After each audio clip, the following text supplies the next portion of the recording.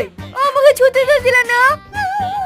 আগে দেখি মেয়েরা আমার প্রেমে পাগল হয় কি, তারপর তোমাকে আমি দেখবো, সেদিন তুমি আমাকে ছুঁয়ো।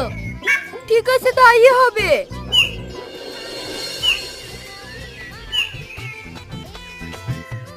আমার ইচ্ছা করছে ভালোবাসতে, ভালোবাসবো, বাসবো।